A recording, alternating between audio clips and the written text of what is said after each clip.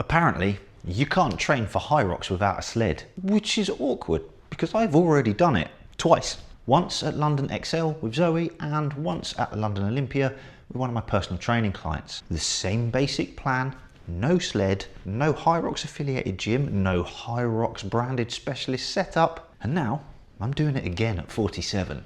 But this time I'm tracking the whole thing using my Apple Watch, Apple's own apps only, no Garmin, no Whoop, no extra subscriptions, no spreadsheets, no faff.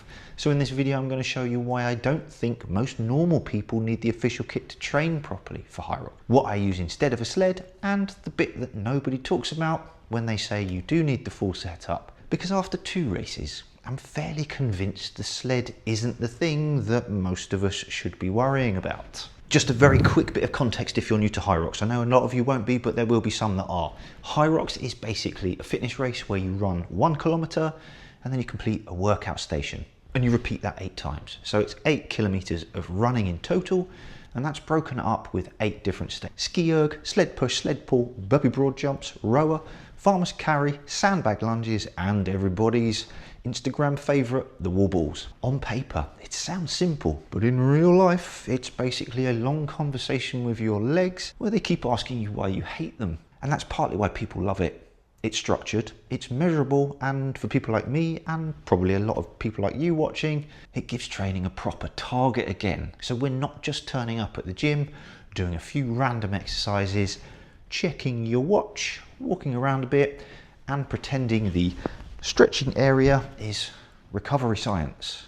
The problem is, most HYROX training advice online assumes you have access to all of the kit: a sled, a ski erg, a sandbag at the right weight, a wall ball target, the right turf, the right gym, the right app, the right shoes, the right clothing, the right everything. And if you don't have all that, the answer often seems to be join a HYROX gym, change your schedule, buy more stuff, download another app, and ideally reorganize your entire life around one little fitness race, which is fine if that works for you. But that was never going to be the plan for us. When Zoe and I signed up for London XL, the plan had to work around real life. She has a demanding job, limited training time, and absolutely no interest in living in a specialist gym 5 days a week, which, to be fair, is probably much closer to most people watching this than the perfect Instagram version of HYROX training. Busy work life, family stuff, limited time, limited kit, and you're probably already paying for one gym membership and not exactly looking for another one. So I had to build a plan that answered a different question. Not how do we copy the perfect HYROX setup, but how do we train the demands of the race with the kit we actually have? And that distinction, that is everything. This is the thing that changed how I looked at HYROX training. HYROX isn't really 8 bits of equipment. It's 8 physical demands. The sled push is not magic. It's heavy leg drive under fatigue. The sled pull is pulling strength. It's grip, it's bracing, it's being able to keep working when your heart rate is already being very rude to you. The farmer's carry is grip strength, posture and midline control. The sandbag lunges, they're single leg strength and suffering management. And those wall balls, well, they're squatting and extending when your legs have already written their resignation letter. So instead of asking, do I perfectly copy the equipment? I asked a better question. What is the simplest way to train the same demand with the equipment we have? And that became the whole plan. Train the demand, don't worship the equipment. And I know that might annoy the HYROX purists a bit, but for adult amateur athletes, especially those of us midlife and beyond, I think it's the most useful way to look at it, because the biology of the race matters more than the branding around the race. Branding makes the equipment look proprietary. The biology of it isn't. Propriety was a big word for me. The first obvious question is the sled push, because that's the one that everybody jumps on straight away. You can't train for HYROX without a sled. Now, to be clear, if you have access to a proper sled and the turf underneath it, brilliant, use it. That is obviously the best, most specific option. But I didn't, and still don't, have one. So instead, I used my Concept 2 bike erg, at a high damper setting. Usually damper set around 10, sometimes 9, depending on the session. But if you don't have a bike erg, the principle still applies to a normal exercise bike. You are looking for hard, short, leg dominant intervals, not a nice little spin while you catch up on a podcast. Is it the same as a sled push? No. And anybody pretending it is the same is, well, they're just being a bit daft. A sled has a different body angle, different friction, different foot pressure, different grip position, and a different relationship with the floor. But does a heavy bike interval train one of the things that ruins people on a sled? Yes, heavy leg drive, burning quads, high heart rate, and the need to recover quickly enough to be able to go for a run again. That's what I care about. I wasn't trying to win the World Championships. I was trying to get myself, Zoe, and then later on one of my PT clients ready to race sensibly, finish well and not fall apart halfway through. And for that, the bike erg was brilliant, twice. The second one is the sled pull. And this is probably the one that will get the most comments from people saying, that's not the same thing. And they're right. A pull-up is not a sled pull. A sled pull is horizontal pulling, rope handling, bracing, foot position, grip, timing, and working under fatigue. So no, I'm not saying a pull-up magically turns into a sled pull because you believe in yourself and you wear nice shoes. What I'm saying is that for my level, and for the level of most normal first-time or returning HYROXers, the goal was to make sure my back, grip, and pulling strength were not the weak link on race day. So I used pull-up variations, controlled negatives, tempo work, rows, deadlift variations, loaded carries, and grip work. If you've got a cable machine, a low cable rope pull is even closer. If you haven't, you can still train the demand. Pull hard, brace hard, grip hard, repeat when tired. That was the point. And in both races, the pull wasn't the thing that broke me. Was it perfect? No. Is it specific enough for the outcome I wanted? Absolutely. And that's the distinction most people miss. Now the other stations, they're actually more straightforward. Burpee broad jumps are burpee broad jumps. You can practice them with very little space if you need to, although I apologise in advance to your soul. Farmers carries can be trained with kettlebells, dumbbells, trap bars, heavy bags, or whatever safe loaded carry option you have. Sandbag lunges can be trained with a sandbag, with kettlebells, with dumbbells, even use a loaded backpack if you're at home. Wall balls, well, they can be trained with wall balls if you have the space, or with thrusters, squat to press variations, and high rep leg and lung finishes if you don't. The ski erg and rower, well, they're more equipment dependent, but again, the bigger principle is upper body aerobic output, breathing control, and being able to settle back into running after the station. Have the machine, use the machine. If you don't write the whole thing off. Build the engine, build the strength, build the ability to keep moving when the wheels start to wobble. That is the race. And this is where the Apple only bit comes in, because when I did the first race with Zoe, I was using a Garmin Fenix 7X Solar.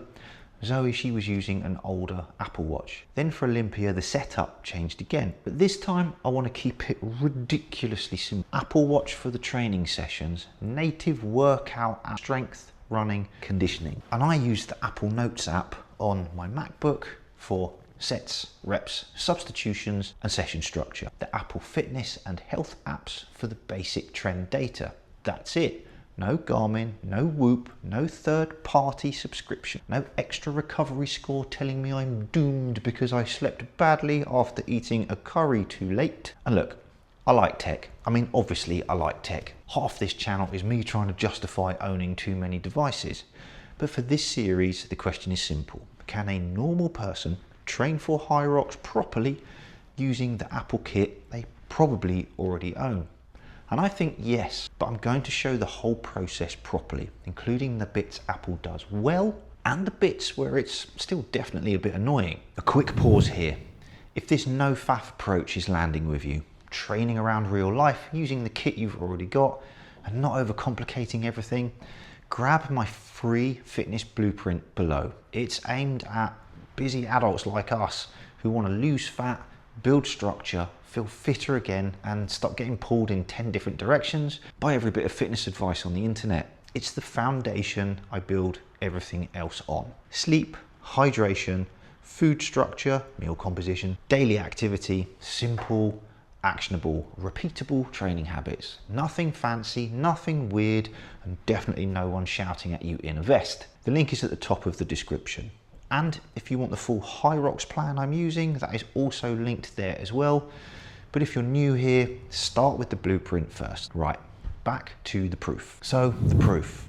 First race was London XL, mixed pairs with Zoe. We trained for around 8 weeks. Neither of us had regular access to a sled. In fact, neither of us put our hands on a sled beforehand, and neither of us did a full, perfect, specialist HYROX simulation either. We trained the demands. We ran, we built the engine, we practiced moving under fatigue, we used substitutions where we needed to, and we made the plan fit around real life. Zoe, she's not trying to become a full-time athlete. She has a demanding job and normal life responsibilities. She's responsible for me. That's hard enough. I was coaching, working, training, and trying not to make the whole thing more complicated than it needed to be. And we smashed it. Not record setting, not leaderboard stuff. No particular documentary ending where I stare into the distance while inspirational piano music plays. We just finished well, we finished healthy, and both came away saying the same thing. Plan worked. Next up on the list then was London Olympia. The same-ish, I tweaked it a little bit, basic plan, but this time a different partner. This time one of my long-term one-to-one training clients. A different person, different training background, and different schedule,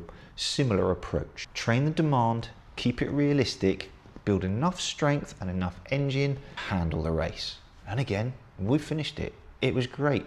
2 events, 2 different partners, the same core training plan. That's not me saying I've cracked elite HYROX performance, because I haven't, and I don't want to. That's me saying I found a realistic system for busy adults who want to do this properly, out pretending we suddenly have the time, kit, or recovery capacity of a professional athlete. So I guess an obvious question is, if I've already done it twice, why am I running the same training plan again at 47? Well, it's quite simple. It's because it works. And when something works, you don't bin it, you refine it. And that's what I've been doing. I'm not 25.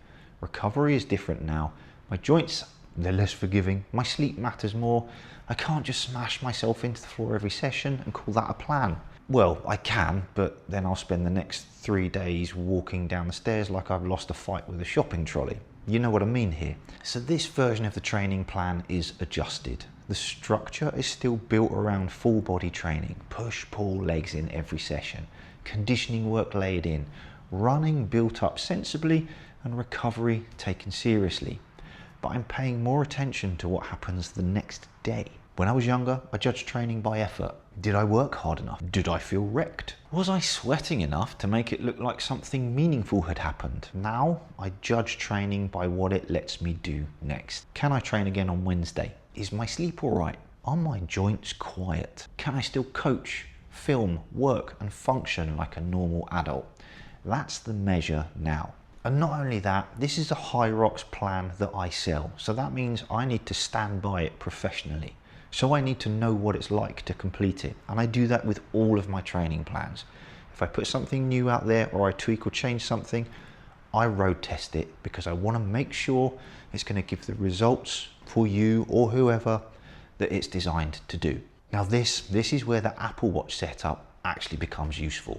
Not because it magically knows everything, because it doesn't, but because it gives me enough day-to-day feedback to spot trends, heart rate, session effort, training consistency, sleep, resting heart rate, general activity, whether I'm moving normally or slowly turning into a tired garden chair. And that's enough for what I need, and probably enough for what you need. And that's the whole point of this series. HYROX training does not have to become your entire personality. You can train properly, stay consistent, respect your age and recovery, and still use a very simple setup. That's what I'm testing again. So here's how this series is going to work. Episode 1 is this one, the concept, the proof, and why I think training the demand matters more than copying the perfect setup. Episode 2 is the actual weekly plan, the sessions, the structure, the sets, the reps, the conditioning, and how we modify it for real life. Episode 3 is the sled push replacement, the bike erg or exercise bike, hard intervals, progressions, and how we make it specific enough without pretending it's identical. Episode 4 is the sled pull replacement, pulling strength, grip, bracing, rows, pull-ups, deadlifts, carries, and what I think actually transfers. Episode 5, that's the Apple Watch only tracking setup. Native workout app, Apple Notes, fitness, health, custom workouts, and the bits Apple still needs to improve. Episode 6, that's the race day setup. What to do in the final week, how I'm setting the watch up, what I'm taking, how I'm pacing it, and whether this plan has actually done the job again. Now I'd like to know in the comments to shape this as we go. So if you're watching this and the equipment side has maybe put you off HYROX, tell me below. If you've done a HYROX without the perfect kit in training, I also want to know, what did you use? And if you think I'm talking absolute nonsense and a sled is a non-negotiable, put that in the comments as well. Do it nicely though, ideally, but this is YouTube, so I guess we need to be realistic. So that's the setup. I've trained for HYROX twice without a sled. I'm training again at 47, and this time I'm keeping the tracking as simple as possible with my Apple Watch and Apple's own apps and setup. Episode 2 is where we're going to get into the actual plan structure, so subscribe if you want to follow that full series. The free fitness blueprint, it's completely free, is linked below if you want the simple starting point I recommend for busy adults, our age or older. And the full HYROX plan is there as well if you want the exact training structure that I've been developing. Now, as always, thank you very much for watching. YouTube is extremely clever and it knows you'll like this video next, so watch this video next. And as ever, stay active. I'll see you in the next one.